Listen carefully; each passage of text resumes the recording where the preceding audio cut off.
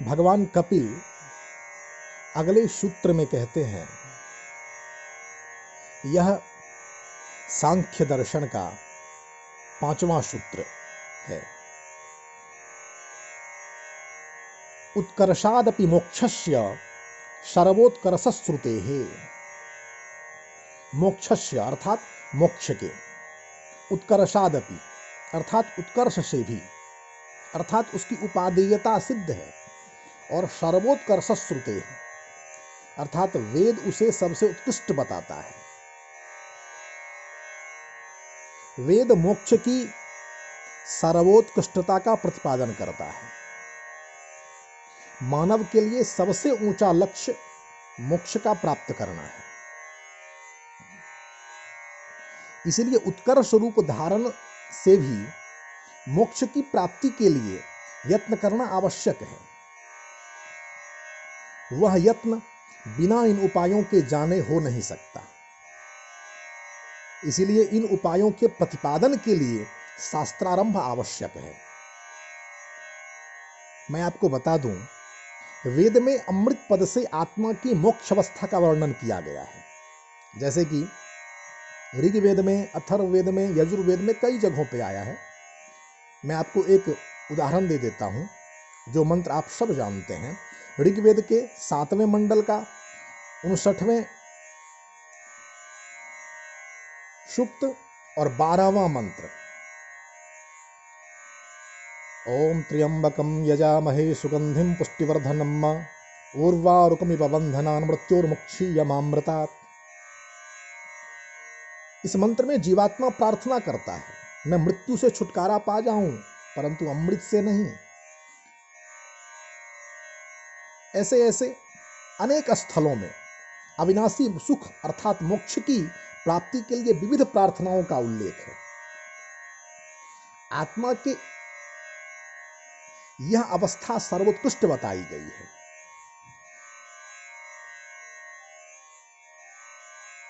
यह ठीक है कि त्रिविध दुख की अत्यंत निवृत्ति लौकिक उपाय से नहीं हो सकती, पर वेद प्रतिपाद्य यज्ञ याग आदि के अनुष्ठान से हो जाएगी। वेद में कहा भी है, अपाम सोममृता अभूम, ऋग्वेद के 8:48-3 में, हम सोम का पान करते हैं, अमर हो जाते हैं।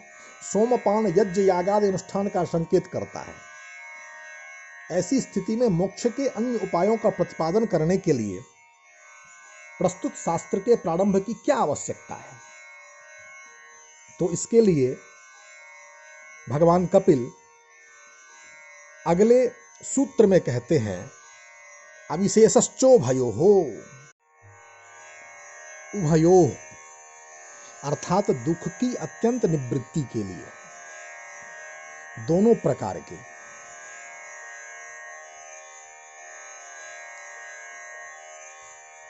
लौकिक वैदिक, दोनों प्रकार में क्या क्या आएंगे? लौकिक और वैदिक उपायों का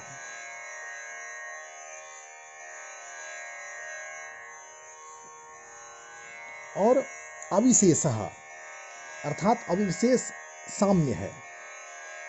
तात्पर्य है इस सूत्र का, जहां तक दुख की अत्यंत निवृत्ति का प्रश्न है, लौकिक धन आदि पदार्थ तथा वैदिक यज्ञ याग आदि अनुष्ठान, दोनों प्रकार के उपायों में कोई विशेषता नहीं है।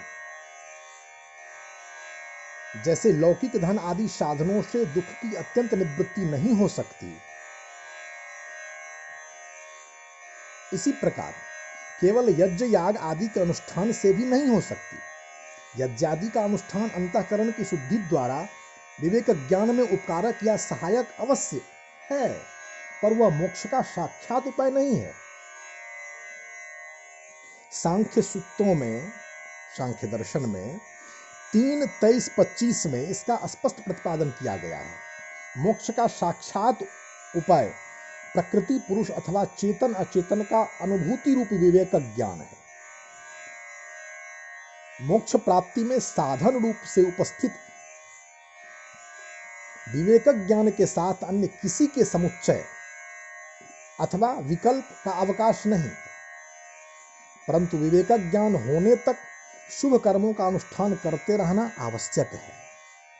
फलतः विवेक ज्ञान के लिए शास्त्रारंभ अपेक्षित है, जिससे तत्वों के वास्तविक विवेचन में सहयोग प्राप्त हो सके।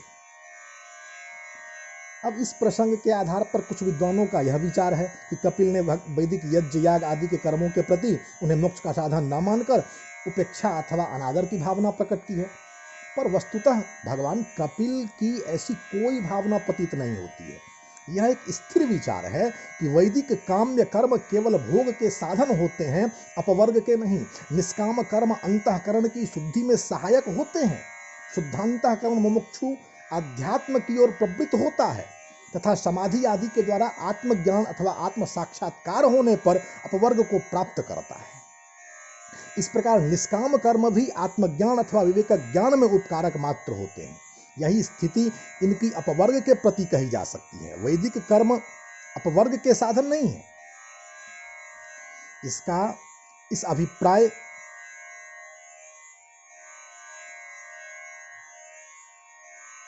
कदापि न समझना चाहिए कि आत्मज्ञान अथवा विवेक ज्ञान मोक्ष साधन में वैदिक या वेद प्रतिपाद्य नहीं है। प्रत्युत ज्ञान को वेद में स्पष्ट ही आत्म प्राप्ति के साधन रूप में वर्णित किया गया है। जैसे कि यजुर्वेद के 40वें अध्याय के 14वें मंत्र में देखिए, विद्ययामृतमश्नुते, ज्ञान द्वारा अमृत की प्राप्ति होती है।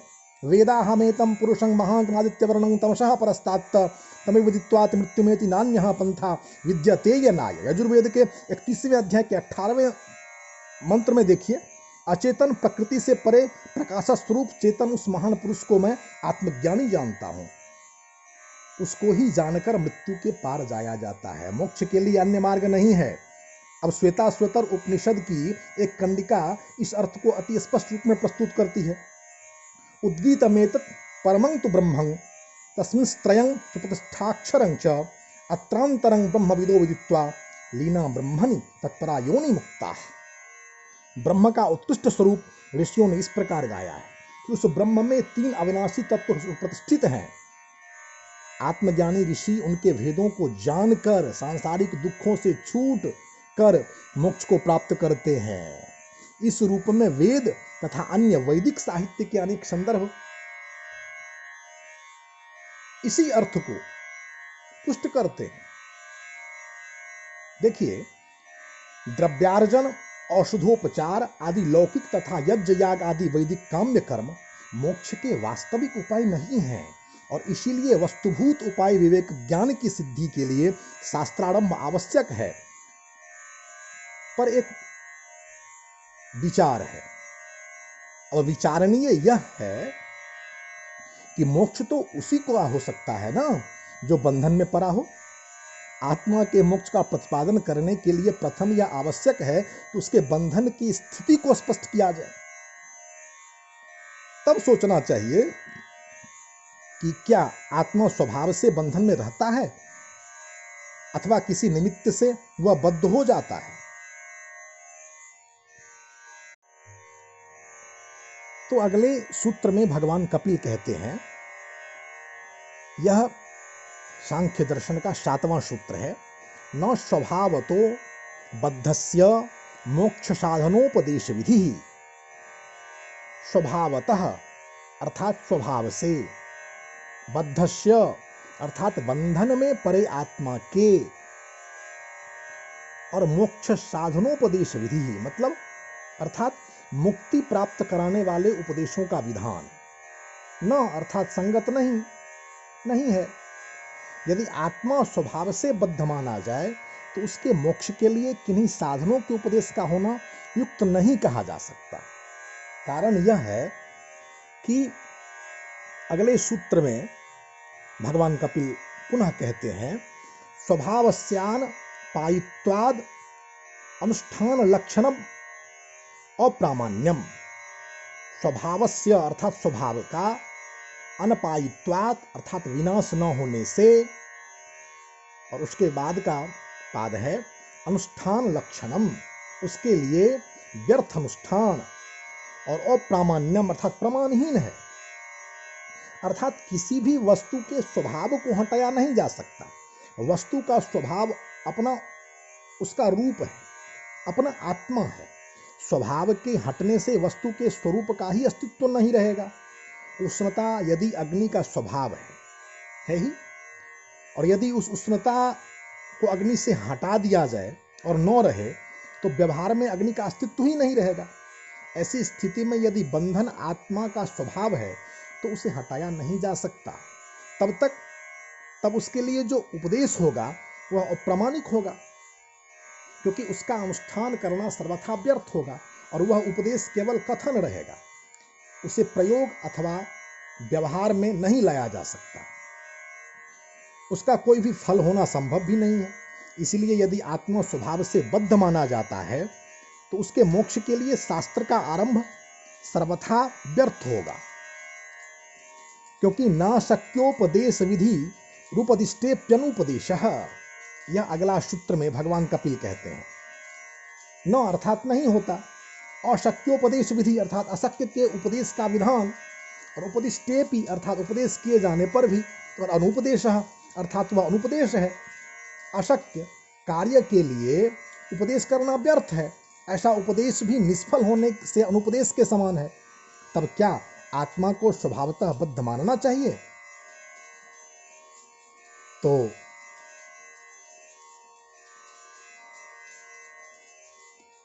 शिष्य कहता है कि स्वभावतः बद्ध मानकर भी आत्मा के मोक्ष के लिए शास्त्रारंभ व्यर्थ न होगा, अर्थात नहीं होगा। यह स्थिति ऐसी होगी। कैसी? तो फिर अगले सूत्र में कहते हैं, शुक्ल पटवद बीजवच्चेत। शुक्ल पटवत अर्थात श्वेत वस्त्र के समान, और बीजवत बीज के समान। चेत अर्थात यदि मान लिया जाए, यदि मान लिया जाए। तात्पर्य है श्वेत वस्त्र में श्वेत रूप स्वाभाविक है, परंतु उस पर कोई दूसरा काला, नीला, पीला आदि रंग चढ़ा देने से श्वेतता तो नहीं रहेगी ना, वह दूर हो जाती है। अथवा जैसे बीज में अंकुर जनन शक्ति स्वाभाविक रहती है, परंतु वह अग्नि संयोग से हटा दी जाती है, इसी प्रकार स्वाभाविक भी आत्मा का बंधन विवेक ज्ञान से हटाया जा सकेगा, और उस विवेक ज्ञान के लिए शास्त्रारंभ आवश्यक है। और शास्त्रारंभ की संप्रयोजनता प्रदर्शित करने के विचार से यह केवल एक देशी समाधान है, सिद्धांत नहीं है। सांख्य सिद्धांत में किसी वस्तु के स्वभाव का उपाय स्वीकार्य नहीं किया गया। इस सूत्र में जो दृष्टांत दिए गए हैं उनमें केवल धर्म के आविर्भाव और तिरोभाव का संकेत है।